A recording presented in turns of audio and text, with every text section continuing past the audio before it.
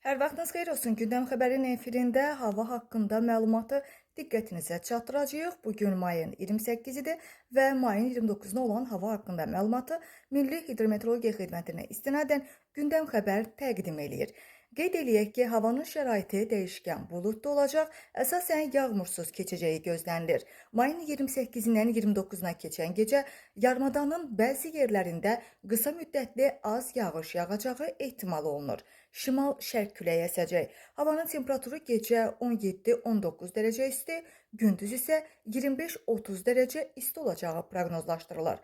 Azərbaycanın rayonlarında hava şəraitinin əsasən yağmursuz keçəcəyi gözlənilir.